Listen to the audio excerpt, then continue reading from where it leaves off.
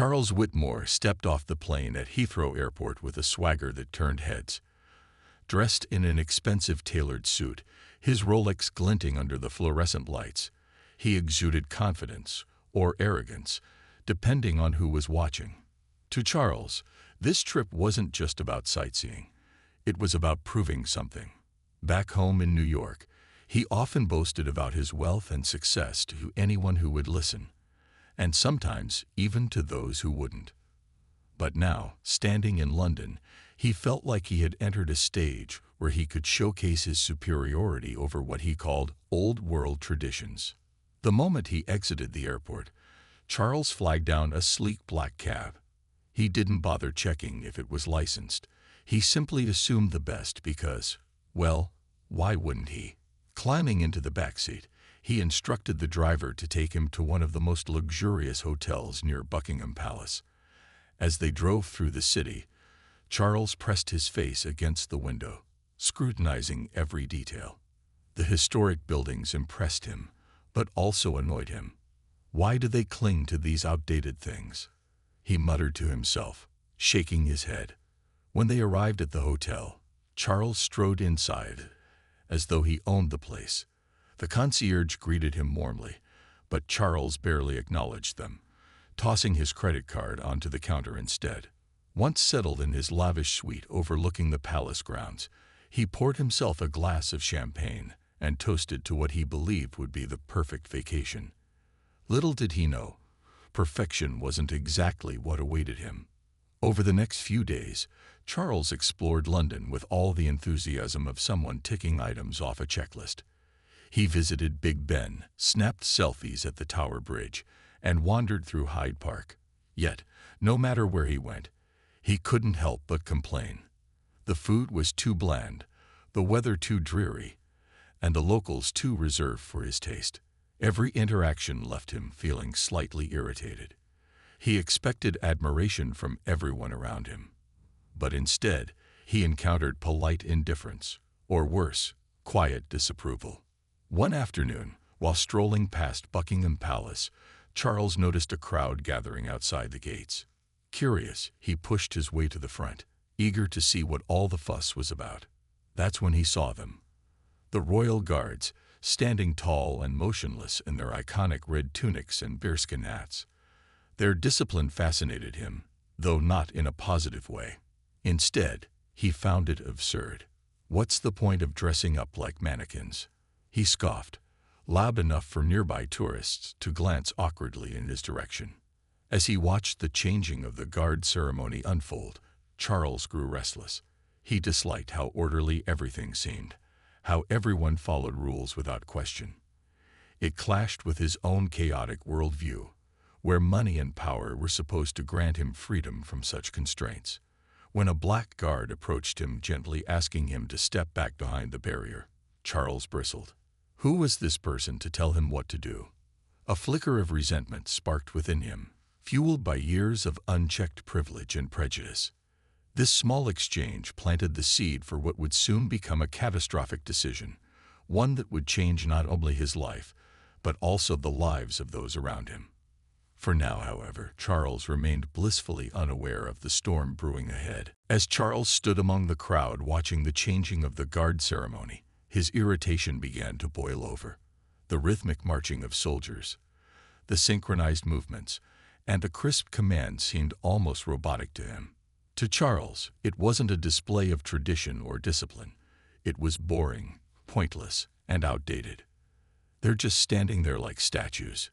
He muttered under his breath, rolling his eyes dramatically for anyone nearby to notice. His disdain grew louder with each passing moment, drawing curious glances from fellow tourists who were otherwise captivated by the spectacle. The guard nearest to Charles, a tall, composed man named Corporal James ADDG, was performing his duties with quiet pride. Unlike some of the other guards whose faces remained expressionless behind their iconic bearskin hats, James carried himself with an air of dignity that commanded respect. Born in London to Nigerian parents, James had worked tirelessly to earn his position in the prestigious household division. Every day, he wore his uniform not just as a symbol of service, but as a testament to his perseverance and dedication. Yet none of this mattered to Charles, who only saw someone he deemed inferior because of his skin color. When Charles wandered too close to the barrier separating spectators from the ceremonial area, James approached him calmly. With a polite nod, he said, "Sir, could you please step back? We need to keep the area clear for safety reasons." His tone was respectful, his posture unwavering, yet something about his authority rubbed Charles the wrong way. Instead of complying, Charles sneered at him, his lips curling into a smirk. "Oh, come on," he replied dismissively. "What's the big deal? You guys are just standing around anyway." James didn't react. Years of training had taught him how to remain calm in the face of provocation. He simply repeated his request, his voice steady and firm. But Charles wasn't satisfied. He leaned forward slightly, invading James's personal space. "You don't tell me what to do," he snapped, his voice rising enough to draw attention from the surrounding crowd. Some people turned to look, whispering among themselves about the rude tourist causing a scene. Others shook their heads disapprovingly, while a few pulled out their phones, sensing that this might escalate into something worth recording. Charles's frustration deepened when he realized James wouldn't engage in an argument. It infuriated him that someone he viewed as beneath him could maintain such composure. Feeling mocked by James's silence, Charles decided to push further. "Is this your big job?" he jeered, gesturing toward James's uniform. "Standing here like a statue while real people work. Must be nice to have such an easy life." His words dripped with condescension, revealing the ugly prejudices he'd harbored for years, but rarely voiced aloud. Despite the insults, James continued to stand tall, refusing to let Charles's behavior shake him. Inside, however, he felt a flicker of anger, not for himself, but for the institution he represented. This wasn't just about him. It was about respecting the traditions and sacrifices of countless individuals who had served before him. Still, he knew better than to retaliate. Engaging with someone like Charles would only give him the reaction he sought: chaos. But Charles wasn't done. Emboldened by James's restraint, he began pacing along the barrier, hurling sarcastic comments loud enough for everyone to hear. "I bet you couldn't even handle a real job," he taunted, his voice dripping with mockery. "This must be all you're good for." Each word landed like a pebble skipping across water, rippling through the crowd. Tourists exchanged uncomfortable glances, unsure whether to intervene or stay silent. Children tugged at their parents' sleeves, asking why the man was being so mean. Meanwhile, James stood rooted in place, embodying the very discipline Charles mocked. Unbeknownst to Charles, his behavior was sealing his fate. What started as a petty attempt to assert dominance was quickly spiraling into something far more destructive. As the tension mounted, no one, not even Charles, could predict the shocking act of defiance he was about to commit next. Charles's taunts echoed through the air, bouncing off the stone walls of Buckingham Palace and mingling with the rhythmic steps of the guards. His voice carried a mix of mockery and entitlement that made the hairs on the back of people's necks stand up. The crowd around him shifted uncomfortably, some stepping away to distance themselves from the escalating scene. Yet Charles seemed oblivious, or perhaps he simply didn't care. To him, this was a game, and he was determined to win it by breaking down the stoic guard in front of him. Corporal James Adediji remained unflinching, his posture as straight as ever. Inside, though, he felt a storm brewing. Every insult Charles hurled at him gnawed at his patience, but years of discipline kept him grounded. He reminded himself that reacting would only give this man the satisfaction he so clearly craved. Still, there was something deeply unsettling about being mocked, not just for his role as a guard, but for who he was, a black man serving his country with honor. The longer Charles ranted, the more unhinged he became. His face turned red, veins popping out on his forehead as his voice grew louder. "You think you're so special in that fancy hat?"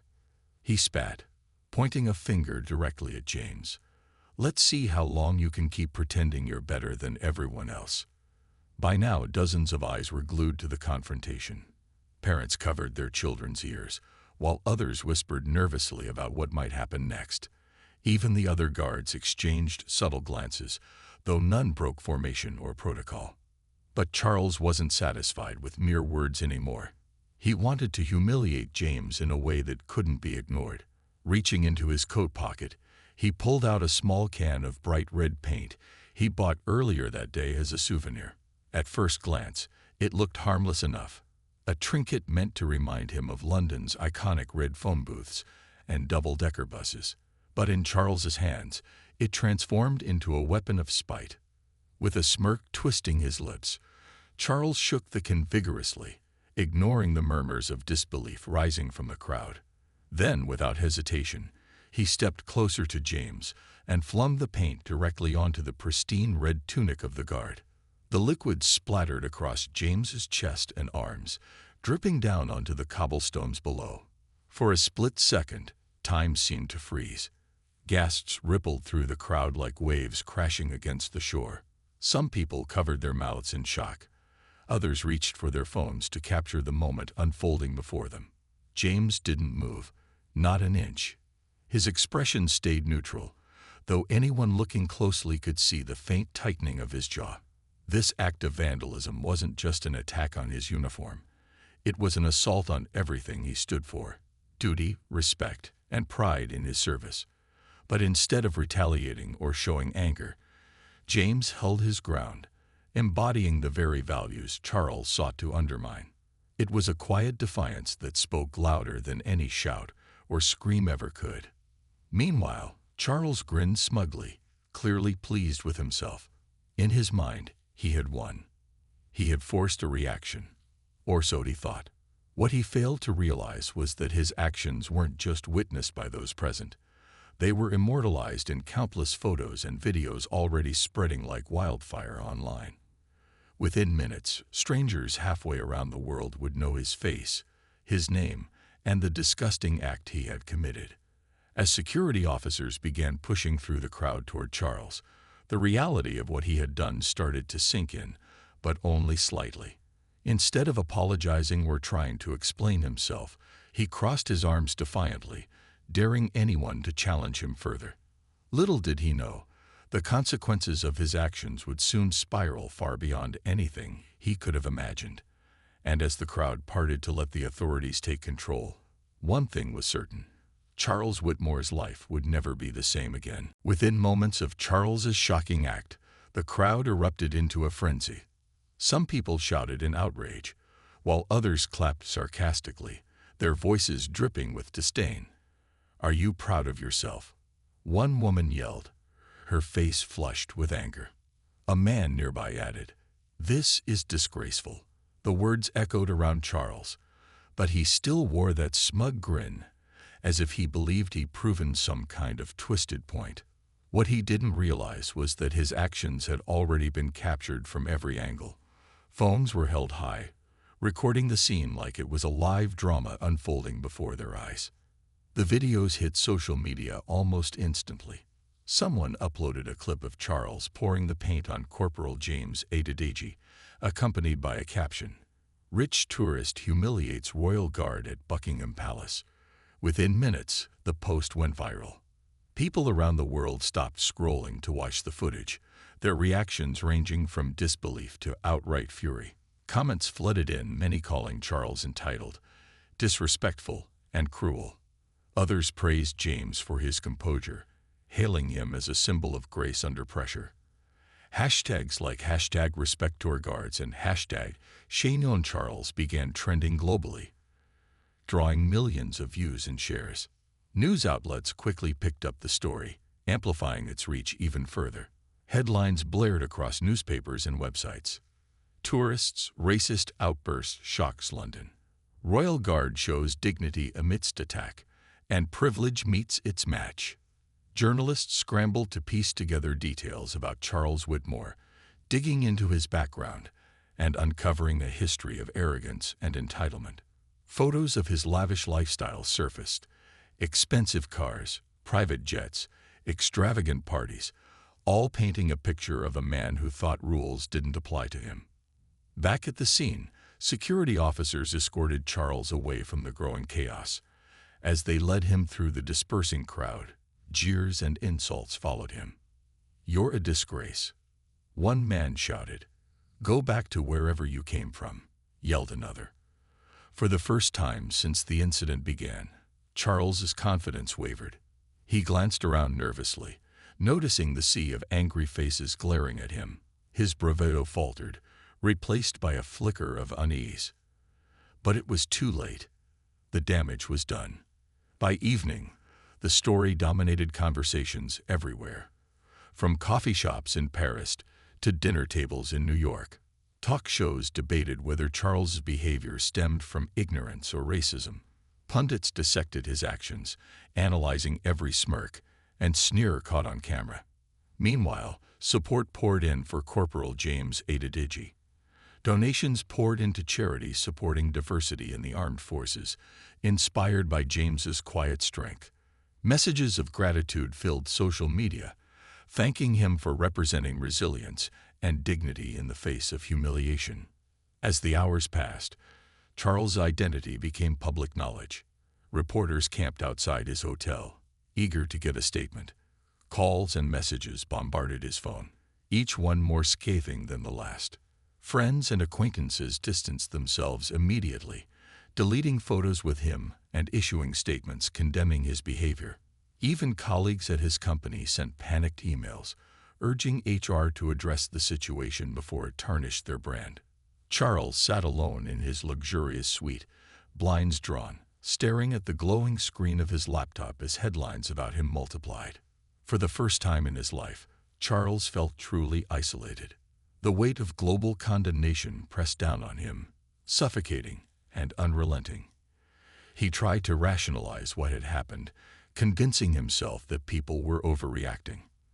It was just a prank, he muttered to himself, pacing the room. But deep down, he knew better. Deep down, he understood that this wasn't just about a can of paint. It was about respect, privilege, and the ugly truths his actions had exposed.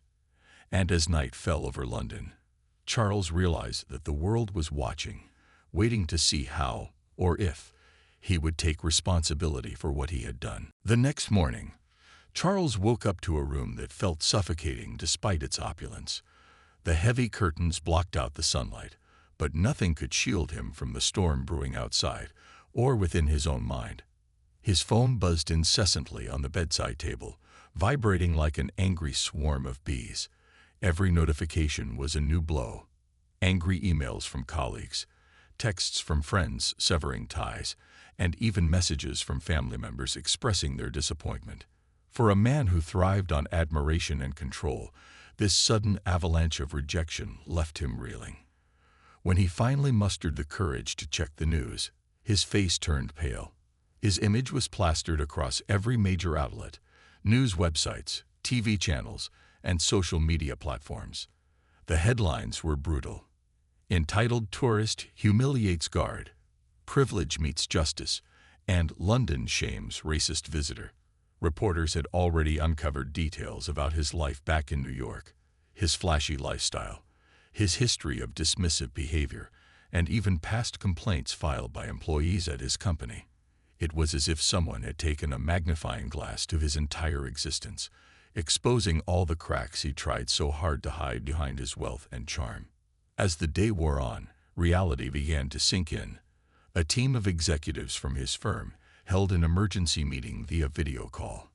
Their faces were grim, their voices cold. "Charles," one of them said firmly, "your actions have brought immense embarrassment to this organization. Effective immediately, you are placed on indefinite leave pending further investigation." Before he could protest, they ended the call, leaving him staring blankly at the screen. His heart pounded as he processed what had just happened. This wasn't just a temporary setback. It was a full-blown crisis threatening to dismantle everything he had worked for. But the hits kept coming. Later that afternoon, reporters swarmed the hotel lobby, shoving microphones toward anyone who stepped foot outside. Guests whispered nervously about how they'd been inconvenienced by the chaos surrounding Charles. Even the hotel staff avoided eye contact with him when delivering meals to his room. He tipped generously in hopes of buying their silence, but money no longer held the power it once did. People weren't afraid of him anymore. They pitied or despised him.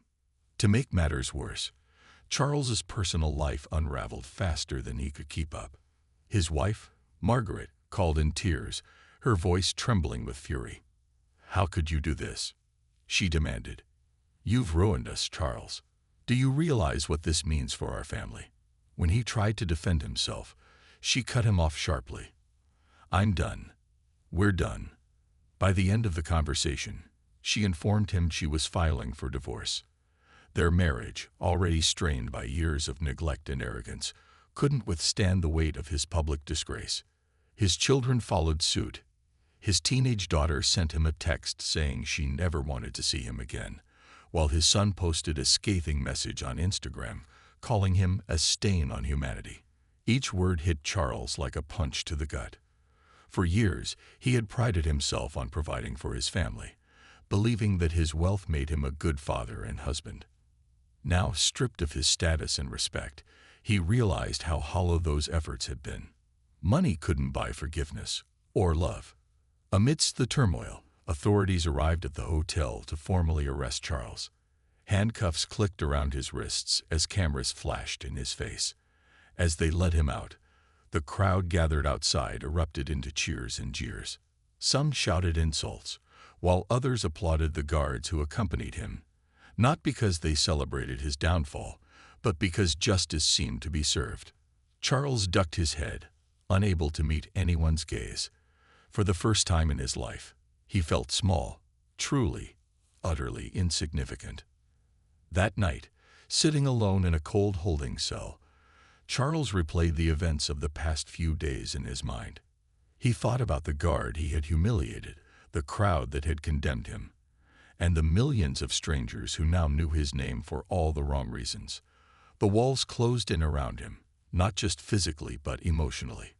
Pride, entitlement, and prejudice had brought him here, and now there was no escape. The courtroom was packed when Charles Whitmore appeared for his arraignment, a somber figure in an ill-fitting suit that hung loosely on his frame. Gone was the confident swagger he once wore like armor.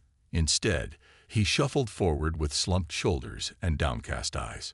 Reporters jostled for position outside, their cameras flashing like strobe lights as he entered the building. Inside, the gallery buzzed with murmurs from spectators eager to witness the downfall of the man who had become infamous overnight. As the judge presided over the case, prosecutors laid out the charges against Charles: criminal damage, public disorder, and racial harassment. The evidence was overwhelming. Video footage showed him hurling paint at Corporal James Adedeji, while witnesses recounted his inflammatory remarks laced with prejudice. When asked to enter a plea, Charles mumbled "not guilty," though his lackluster tone suggested he barely believed it himself. His lawyer attempted to argue that the incident was a momentary lapse in judgment, but the damage was done. Public opinion had already tried and convicted him long before the trial began. Outside the courthouse, protests erupted daily. Activists held signs reading "Respect all cultures" and "No place for racism," their chants echoing through the streets of London. Protesters demanded accountability not just for Charles, but for anyone who used privilege to demean others. Among them were veterans and current members of the armed forces, standing in solidarity with James. They spoke passionately about the sacrifices made by those who served and the importance of treating every individual with dignity, regardless of rank or background. Meanwhile, James Adedeji became a symbol of resilience and grace under fire. Media outlets clamored to interview him, praising his composure during the attack. Though James declined most requests, he did release a brief statement through Buckingham Palace, expressing gratitude for the outpouring of support. "I am proud to serve my country," he wrote, "and I hope this incident serves as a reminder of the values we must uphold: respect, equality, and unity." His words resonated deeply, earning admiration worldwide. Back in custody, Charles faced mounting legal fees that quickly drained what little remained of his fortune. Creditors froze his accounts pending investigations into allegations of financial misconduct unearthed during the scandal. Bankruptcy loomed large, adding another layer of humiliation to his already shattered life. Friends and associates distanced themselves further, unwilling to be tainted by association. Even his defense attorney seemed disinterested, advising him to accept a plea deal rather than risk an even harsher sentence after a full trial. When the judge delivered her verdict, she minced no words. "Your actions were not only disrespectful, but also emblematic of a deeper issue, a failure to recognize the humanity and worth of others," she said sternly. She sentenced Charles to 200 hours of community service and ordered him to pay restitution for damages caused to James's uniform. Additionally, he was banned from returning to the United Kingdom for 5 years. As court officers escorted him away, Charles stared blankly ahead, unable to process how far he had fallen. Deported back to the United States, Charles found himself ostracized and unemployable. His attempts to rebuild his career were met with rejection letters or outright silence. Former colleagues refused to acknowledge him, and potential employers recoiled at the mere mention of his name. Stripped of his wealth, status, and connections, he took menial jobs to survive, working shifts at gas stations and grocery stores where customers occasionally recognized him. Their sneers and muttered insults served as constant reminders of his disgrace. Alone in a tiny apartment filled with second-hand furniture, Charles spent his nights staring at the ceiling, replaying the events that led him here. He thought about the guard whose dignity he had tried to strip away, and how, in doing so, he had stripped himself bare. Pride and entitlement had blinded him, leading him down a path of destruction. Now, there was no one left to blame but himself. Months passed, and Charles Whitmore's life had become a shadow of what it once was.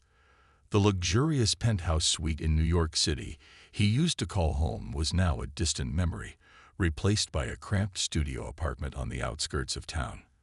The walls were thin, letting in every noise from the hallway.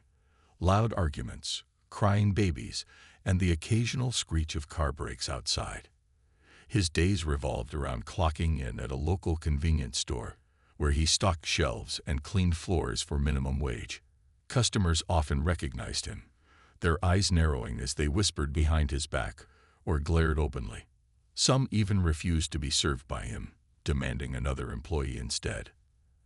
At night, Charles sat alone on a worn-out couch that smelled faintly of mildew, staring blankly at the flickering TV screen. He scrolled through social media occasionally, though it only deepened his despair. Posts about Corporal James Adedejig continued to dominate feeds. Photos of James speaking at community events, leading youth programs, and being honored at ceremonies. Each image reminded Charles of everything he had lost: respect, purpose, and dignity. It wasn't just envy gnawing at him, it was guilt. For the first time in his life, he began to see how his actions had hurt someone else. Not just James, but countless others who looked up to him as a symbol of resilience. Charles tried reaching out to old friends and family members, hoping for forgiveness or at least some semblance of connection. But his calls went unanswered, and his emails bounced back unread. Even Margaret, his ex-wife, filed a restraining order after he showed up uninvited at her doorstep, pleading for another chance. "You're not the man I married," she told him coldly before slamming the door in his face. Her words haunted him, echoing in his mind long after he returned to his empty apartment. Desperate for redemption, Charles decided to attend anger management classes and diversity workshops, thinking it might help repair his tarnished reputation. At first, he struggled to engage, rolling his eyes during discussions about privilege and systemic inequality. But over time, something shifted inside him. Listening to stories from people who had faced discrimination and hardship opened his eyes to realities he'd never considered before. He realized how much of his worldview had been shaped by ignorance and arrogance. Slowly, painfully, he started to confront the person he used to be and the harm he had caused. Despite these efforts, The world wasn't ready to forgive him. One evening, while working late at the convenience store, a group of teenagers came in, laughing loudly. They pointed at Charles and mimicked throwing paint, chanting, "Royal Guard." Their taunts cut deeper than any insult he'd received before. Humiliated, Charles locked himself in the stockroom until they left, tears streaming down his face. That night, sitting alone in his dimly lit apartment, he wondered if he would ever truly escape the consequences of his actions. Meanwhile, James Adedeji's star continued to rise. Invitations poured in for interviews, speaking engagements, and award ceremonies celebrating his character and dedication. People admired not just his composure during the attack, but also his ability to inspire others. Schools invited him to talk to students about perseverance and respect, while charities sought his support for initiatives promoting inclusivity in the armed forces. Though James never mentioned Charles by name, his message always carried an implicit lesson. True strength lies in rising above hatred with grace and dignity. As months turned into years, Charles faded into obscurity, working odd jobs and living quietly on society's fringes. Occasionally, he caught glimpses of James's success in newspapers or online articles. While part of him felt bitter about the stark contrast between their lives, another part couldn't help but feel a grudging admiration. James hadn't let bitterness consume him. Instead, he had used the incident as a platform to uplift others. Charles wished he could say the same for himself. But redemption, he learned, wasn't something money could buy. It required humility, accountability, and a willingness to change. And though he was trying, it seemed the world had already moved on without him. Years had passed since the infamous incident at Buckingham Palace, and Charles Whitmore's name had all but disappeared from public discourse. He lived a quiet, unremarkable life, working long hours at menial jobs to scrape by. The once proud businessman who strutted through life with an air of superiority now blended into the crowd, indistinguishable from any other struggling individual trying to survive. His attempts at redemption, anger management classes, diversity workshops, even volunteering at local shelters, went largely unnoticed. Society had moved on, leaving him behind like a forgotten chapter in a book no one cared to revisit. When news broke that Corporal James Adedeji would be receiving a prestigious national honor for his service and advocacy work, Charles felt a strange mix of emotions. Pride, regret, and envy swirled inside him. Watching James accept the award on television, surrounded by cheering crowds and adoring supporters, Charles couldn't help but reflect on how differently their lives had turned out. James stood tall, his uniform immaculate as ever, delivering a speech about resilience, respect, and the power of forgiveness. "We must rise above hatred," he said, his voice steady and inspiring. "Not just for ourselves, but for future generations." For Charles, those words stung more than any insult or jeer he'd endured over the years. He realized that while James had chosen to focus on healing and progress, Charles himself remained trapped in the wreckage of his own making. No matter how hard he tried to move forward, the weight of his past mistakes seemed impossible to shake off. Friends he didn't have, family he couldn't reconnect with, and opportunities he couldn't reclaim. All of it served as a constant reminder of what he had lost. Determined to make amends, Charles decided to write a letter to James. It wasn't easy. Every word felt heavy, loaded with guilt and shame. But he poured his heart into it, apologizing sincerely for his actions and acknowledging the harm he had caused. "I can never undo what I did," he wrote, "but I hope you know that I truly regret my behavior. You showed me, and the world, what real strength looks like. Thank you for not letting someone like me destroy your dignity." He mailed the letter without expecting a response. To his surprise, weeks later, a reply arrived. James's note was brief but thoughtful. "Thank you for reaching out," it read. "While I forgive you, true redemption comes from within. Keep striving to be better, not for others, but for yourself." The message was simple yet profound, offering Charles a glimmer of hope amidst the darkness. For the first time in years, he allowed himself to believe that maybe, just maybe, change was possible. But the road ahead wouldn't be easy. Despite his efforts, Charles continued to face challenges. Employers hesitated to hire him when they recognized his name, and strangers still treated him with suspicion. Yet, slowly, he began rebuilding his life piece by piece. He volunteered regularly at community centers, mentoring troubled youth and sharing lessons he'd learned about humility and accountability.